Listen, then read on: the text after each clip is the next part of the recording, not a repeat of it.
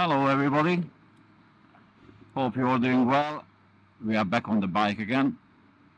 The weather just manages not to pour down, I guess. Hello.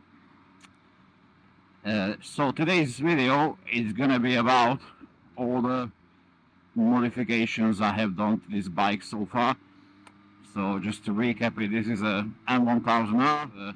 I had an S1000R before, and everything is 100% compatible between the two bikes.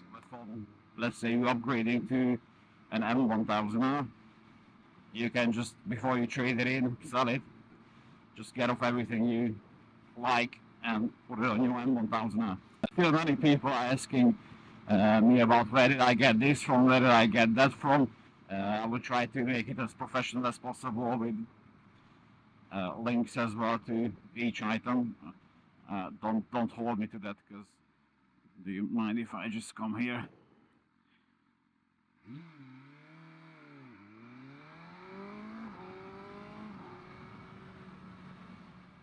So once I arrive to my destination, I will, without trying to forget, I will try to go through everything that's on the bike, which is not stock.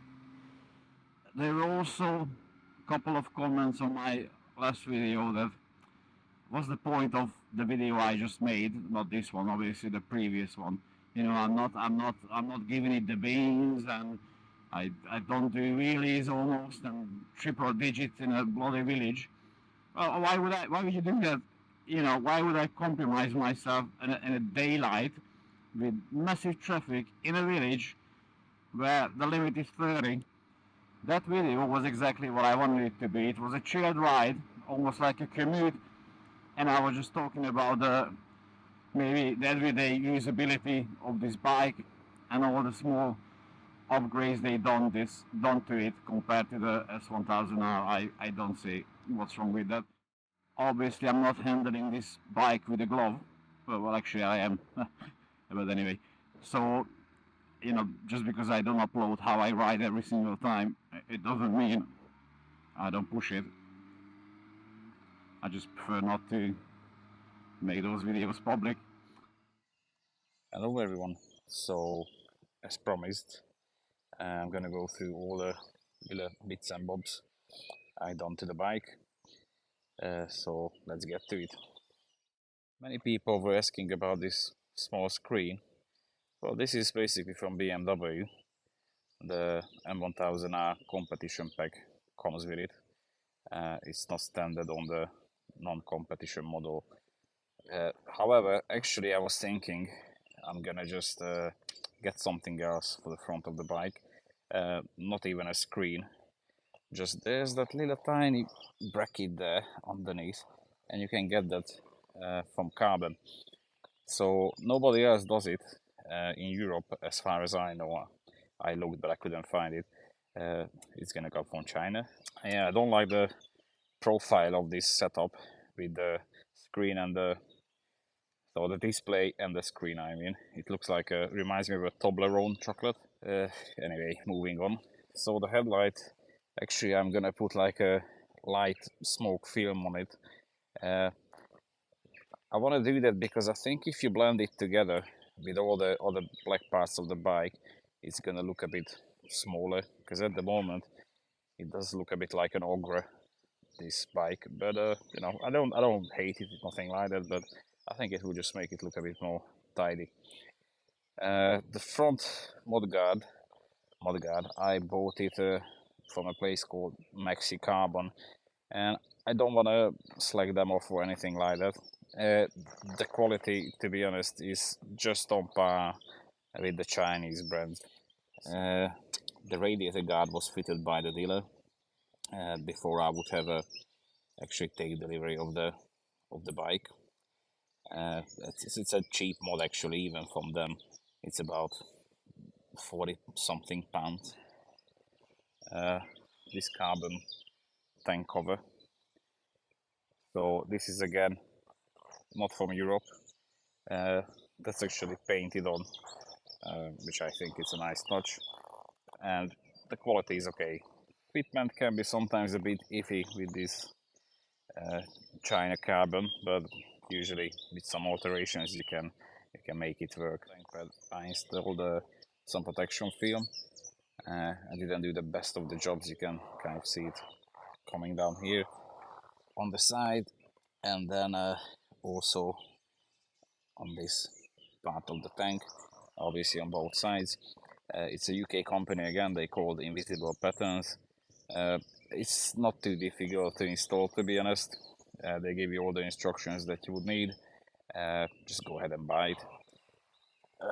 This ugly thing, it's my former Motea stand. So basically, with that stand, you can lift your bike up about maybe 30-40 centimeters off the ground, and it has 4 wheels, so you can just spin it around.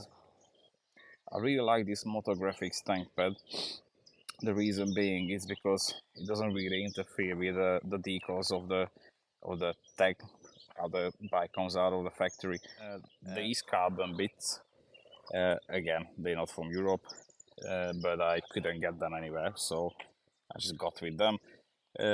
They needed a bit of a adjustment to the tabs where they attach to the actual other part of the plastic, but it wasn't too difficult to make it work.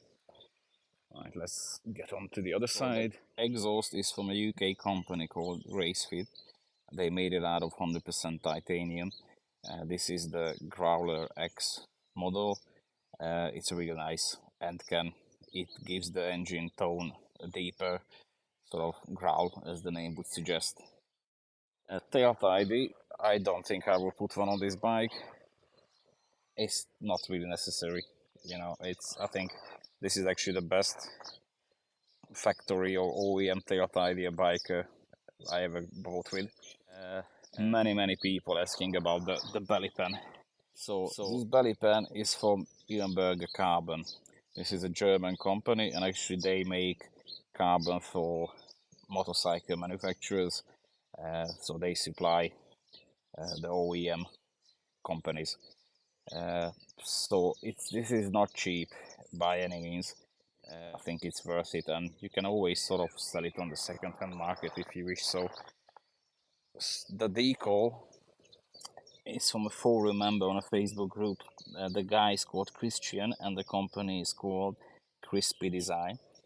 So that decal and the one on the seat surrounding carbon is both of him. Excellent guy to deal with, or company to deal with. Really fast postage, and the decals are of very high quality. I also put this 50th anniversary BMW badge, which is basically just a Santa cap. Yeah, it's not from 46. I just like the like the design of the logo more than Ehrenberger. I might take it off. Maybe it's a bit tacky. Rear sets, I was thinking of getting one. The BMW ones are horrendously priced. There's another option out there, which is Gilas Tooling. Actually, if I'm correct, they make the BMW rear sets as well. So the quality is excellent, and it's a bit more affordable. Right, guys, that's about it really, what the bike has on at the moment. Actual engine tuning, until I see how is it after the limiter being removed, I'm not thinking about doing anything else. Maybe an exhaust valve delete will come on. That's an easy 10-minute job. Thank you guys for watching, and I'll see you in the next video. Ride safe, goodbye.